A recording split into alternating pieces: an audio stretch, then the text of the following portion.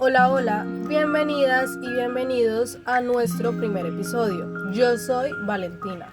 Yo soy Maya Paula. Yo soy Nidia Charín. Yo soy Darjeni. Y yo soy Juana.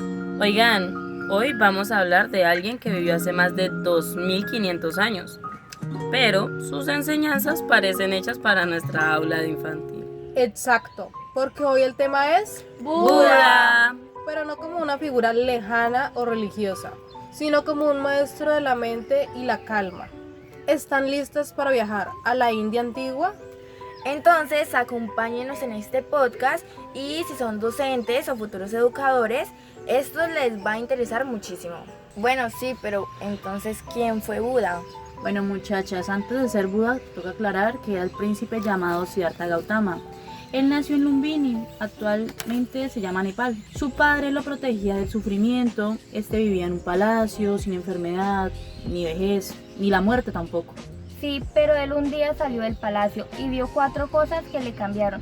Miró a un anciano, a un enfermo, a un cadáver. Y también miró a un mendigo que estaba en paz. Y ¡pum! Se dio cuenta de que el sufrimiento es parte de la vida. Claro, entonces abandonó su lujosa vida para buscar la verdad.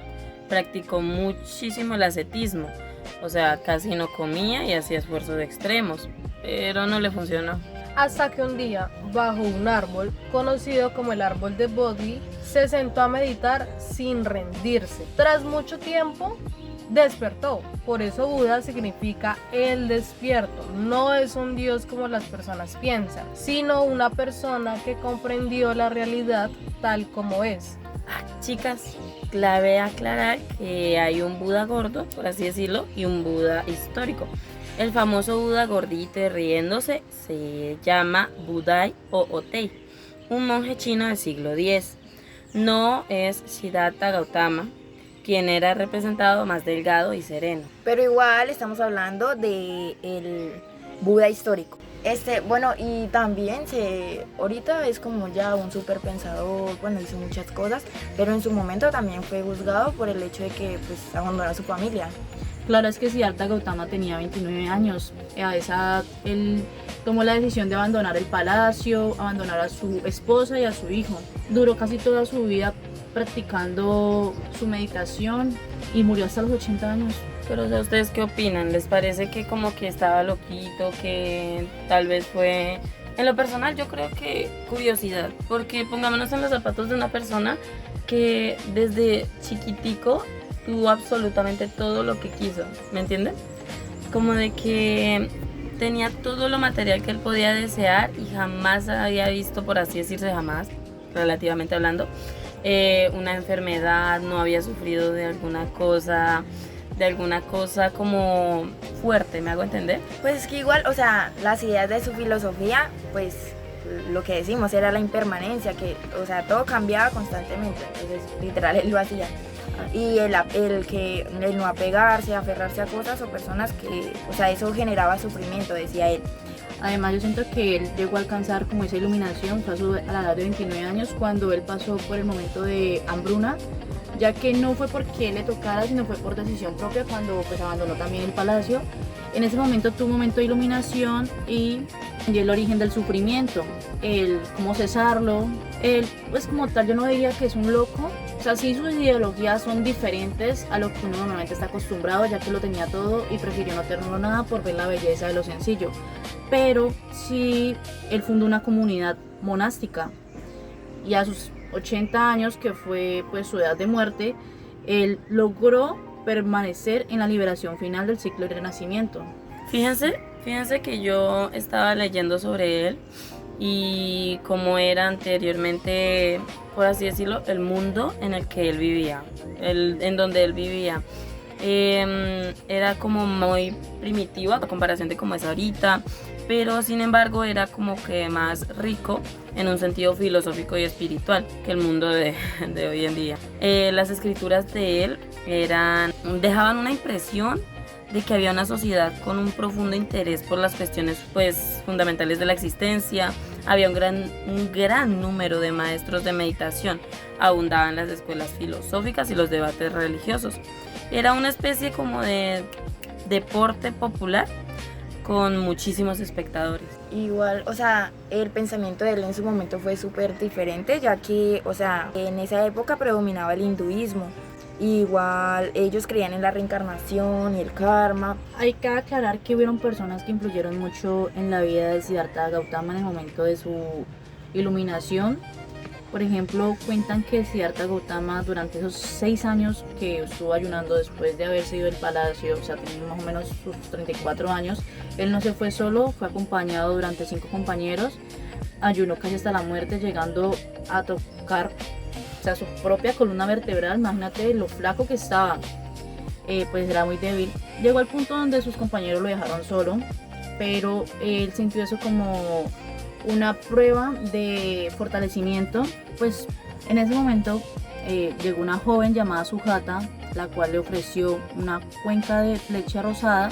Esto le permitió renovar sus fuerzas, se sentó abajo de la higuera y pues juró no levantarse hasta alcanzar la verdad. Igual también todos estos sacrificios pues tuvieron un cambio, o sea, por ejemplo, las enseñanzas de Buda en su momento fueron revolucionarias, porque pues él rechazó la idea de que solo los sacerdotes podían alcanzar la verdad y pues cuestionó los sistemas de castas. Pero también propuso que cualquier persona puede liberarse del sufrimiento, simplificó la espiritualidad y pues que no se necesitan rituales complejos. Y dio importancia a la experiencia personal y a la meditación. Oigan, ¿ustedes sabían de los 3 niveles de la iluminación? La tradición budista de todas las escuelas pues hablaba de la iluminación como una experiencia compuesta de 3 factores.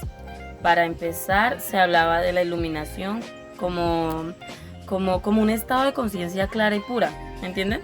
E incluso radiante. En ese estado de conciencia deja de experimentarse la dualidad, sujeto-objeto. Sin embargo, esta es una coincidencia de las cosas como realmente son. En segundo lugar, pero de la misma importancia, se decía que la iluminación es un intenso estado de compasión y de amor que se desbordaba, no únicamente hacia los humanos, sino a todos los seres vivientes. Todos los seres respiraban, los que se mueven, los que se sientan, y así es como se siente la iluminada. En tercer lugar, la iluminación consiste como en un estado o alguna experiencia de una energía mental o algo espiritual inagotable. Se podría decir que la iluminación pues es un estado de energía que se podría encontrar burbujeando continuamente, más o menos. O sea, un estado de espontaneidad o creatividad absoluta que son interrumpidas. Bueno, entonces también, ¿y qué se entendió de esto? O sea, ahí vienen las enseñanzas clave, las que podemos usar hasta con niños de 4 años. Bueno, las principales enseñanzas que Buda nos brindó por medio de su sabiduría fueron las 4 nobles verdades. Las vamos a comentar como si se las estuviéramos explicando a un niño o a una niña de corta edad. El primero fue el existente, el sufrimiento o el malestar. Todos sentimos tristeza, enojo o miedo, hasta los niños cuando se les cae su castillito de bloque. Como segundo, hay una causa para este malestar. Generalmente es el apego. Querer que todo sea siempre como a mí me gusta, de que yo quiero mi comida ya, quiero que mi amiga juegue conmigo para siempre. Cuando no pasa, pues sufrimos. La tercera se puede terminar con ese malestar. Buena noticia, no estamos condenados a vivir frustrados. Y el cuarto es que hay un camino para lograrlo, el noble camino octuple, que son 8 pasos prácticos para vivir con más paz. Cabe aclarar que 8 pasos suenan muchos, pero lo podemos agrupar en 3 ideas principales. La primera que este nos brindó fue la sabiduría, el ver cómo las cosas son y no solamente cómo las queremos ver. El segundo, la ética, no solamente es no hacerle daño a las demás personas, sino también tener una manera de hablar con amabilidad. El tercero es la disciplina mental, es calmar la mente, estar atentos al presente. Pura educación emocional, ¿cierto? Pues Buda no pedía creer nada sin comprobarlo. Él decía, no creas nada solo porque yo lo digo. Siempre compruébalo por ti mismo. Pues bueno, somos futuras maestras de educación infantil. Este tema, ¿cómo lo podríamos aplicar con niños de 3 a 6 años? Ideas para el Rincón de la Calma. Por ejemplo, la primera sería la respiración consciente. Buda enseñaba Anapanasati, que es la atención a la respiración. Podemos hacer el juego de la abeja. Inhalar por la nariz y al exhalar hacer como una abeja. Otra idea que puede ser buena es el mindfulness de la fruta. Cuando comen una manzana podemos preguntar qué ves, qué se siente, qué olor tiene. Eso es estar presentes igual que en la meditación budista. Otra idea súper importante y es muy buena es lo del cuento del niño Buda y la flor de loto. En esta leyenda pues la cuentan que Buda de niño vio una flor de loto. Él sonrió sin palabras.